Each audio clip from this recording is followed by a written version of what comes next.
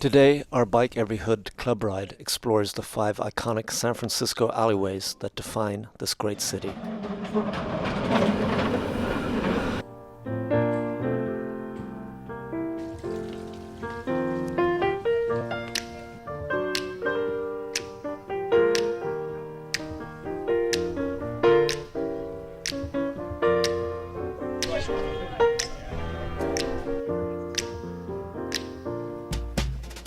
I wish I knew how it would feel to be free. I wish I could break all the chains holding me. I wish I could say all the things that I should say. Say them loud, say them clear for the whole round world to hear. I wish I could share all the love that's in my heart. Remove all the bars that keep us apart. I wish you could know what it means to be me. Then you'd see and agree that every man should be free. I wish I could give all I'm longing to give. I wish I could live like I'm longing to live. I wish I could do all the things that I can do, though I'm way overdue. I'd be starting anew. Well, I wish I could be like a bird in the sky. How sweet it would be if by my heart I could fly. I'd soar to the sun and look down at the sea. Then I'd sing, 'cause I know, yeah. And I'd sing, 'cause I know, yeah. And I'd sing, 'cause I know how it feels. I know how it feels to be free. Yeah, yeah, I know how it feels. Yes, I know how it feels to be free. No, no, no.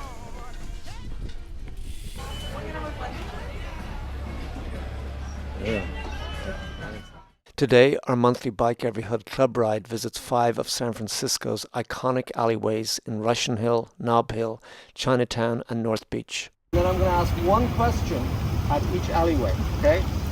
Whoever answers most questions gets a free drink of their choice from me at the end, okay? Our first stop is not far, but as every San Francisco cyclist knows, there's always one more hill.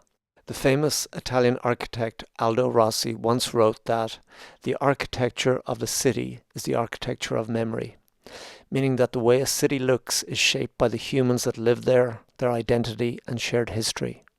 I really like this concept, and I think it applies even more to the alleys and laneways of a city, since unlike public-facing streets, they are less likely to be regularly redeveloped and modernized. We left our bikes on the top of Russian Hill and walked, since Jones Street has a gradient of more than 27%. Macondray Lane has been world famous ever since it became the inspiration for Armistead Maupin's Tales of the City. He went on to write 10 books in the series. Interestingly, this lane has always attracted artists. 1517 Macondray Lane was one of the few buildings on Russian Hill to survive the earthquake, and since then the address has been connected to a number of writers like Oakley Hall and Ina Coolbrith. Coolbrith hosted a regular writer's salon here and became California's first poet laureate in 1915. The address was even home to Talking Heads frontman David Byrne back in the 80s. Thank you to Peter and his lovely wife Tracy, residents of Macondray Lane, who surprised us with snacks so that we could make it back up the hill. The next stop is Burritt Alley, which is a personal favourite of mine. Dashiell Hammett lived in San Francisco when he wrote his famous novel, The Maltese Falcon. He got the idea for the Sam Spade series after working at the Pinkerton Detective Agency on nearby Market Street. What I love about this seemingly randomly placed plaque is that it offers absolutely no context. However, the 1941 movie, The Maltese Falcon, it references is one of my favourites.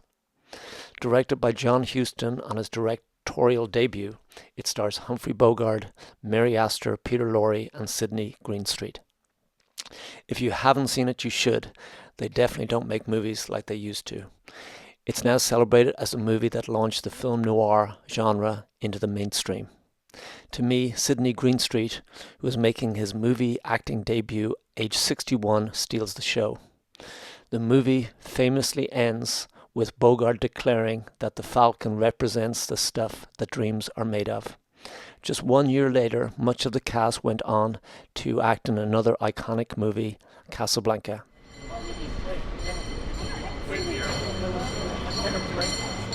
San Francisco has the oldest Chinatown in America, and to me it's the most inscrutable of all the neighborhoods. It's full of old alleyways, narrow streets, and older Chinese people who never quite assimilated. Ross Alley is the most famous of all the alleys. Dating back to the late 19th century, it, like much of San Francisco's Barbary Coast, was a den of iniquity. The 1906 earthquake was particularly devastating for the 25,000 Chinese that lived here. No one knows exactly how many died, but it is likely to be in the thousands. Much of the character of today's Chinatown can be traced back to the Chinese Exclusion Act of 1882. This racist law banned new Chinese laborers from entering the United States. It also prevented spouses from joining their husbands that were already here.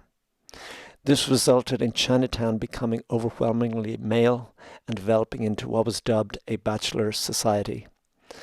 Local hostile housing laws also prevented Chinese residents from buying property or renting outside Chinatown's strict boundaries. Interestingly, rather than destroying Chinese culture, the Exclusion Act ended up having the opposite effect, with many Chinatowns across North America becoming the cultural and economic anchor for Chinese Americans.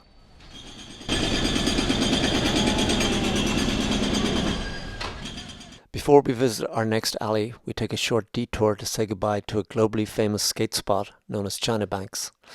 Back in the 80s and 90s, San Francisco became the epicenter for technical street skating. Magazines like Thrasher made this pedestrian bridge iconic. Skaters came from all over the world to skate the notoriously difficult and often dangerous China Banks. Sadly, the bridge is being removed as part of a redevelopment plan for Chinatown's Portman Square.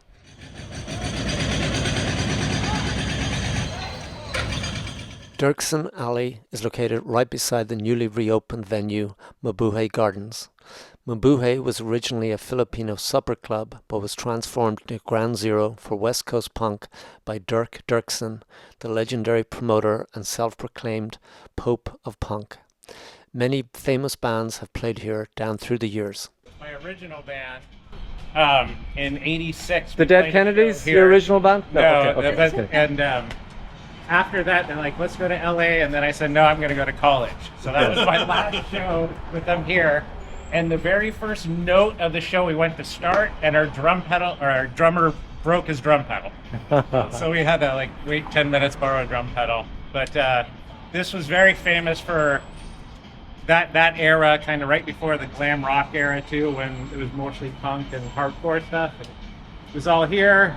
Dirksen was the person that booked all the shows here, and then he was fired, and then he started a club upstairs to get back at them called On Broadway, which we also played a few times, but it closed a long time ago. If you've also seen the movie Howard the Duck, yes. Unfortunately, that is filmed here. Really? Wow. The concert part is filmed in here. I love that movie. And then it's just recently reopened as the Mabuhay Gardens, yeah. And we're playing here again, and I'll post it. Wow, So that's great. If anybody's interested.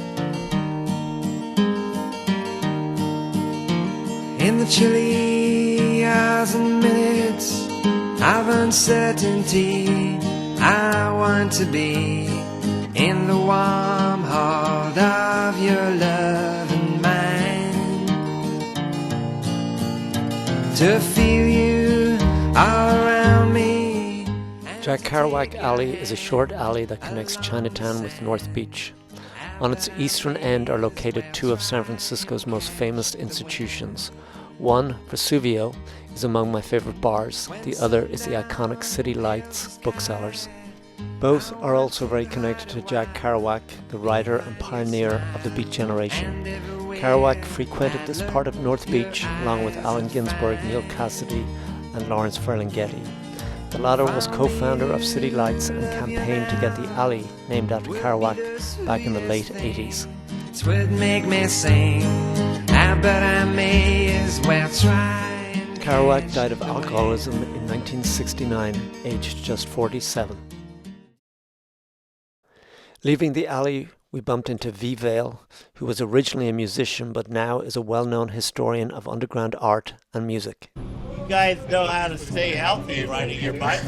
We do. Walking our bikes around. And you know, well, you're riding too, and you know how to have fun. Yeah. Because you have other friends Yeah. who ride bicycles. This is Peter's ride. We're doing Alleys of San Francisco. We've just come from Dirksen Alley. We're doing all the alleyways. Yeah. Way down there. Yeah. Oh, Dirksen, yay. Yeah. All the Moai Gardens. You work Yeah. for Those are Well, I rare. worked for Ness, but Dirk was doing his shows and promoting at the time. So yeah, I was 21 years old, just came up from LA, got a job cocktailing at the Moai. Oh my God, Thought it that's was amazing. the best. Yeah, she's an original punk. Oh, wow. I was there with the band before I quit. So Which band? We were called Nag Nag Nag at the time.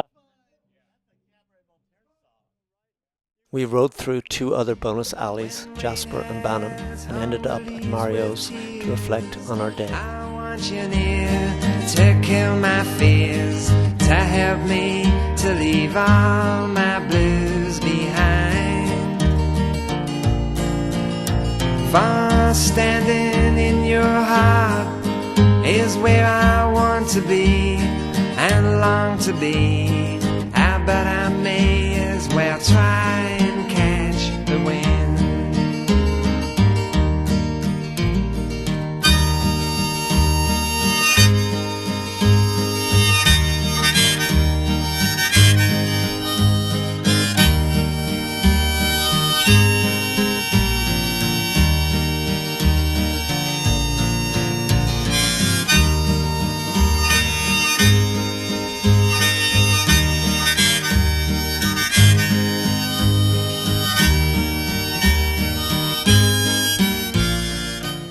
Join us for our next Bike Every Hood ride.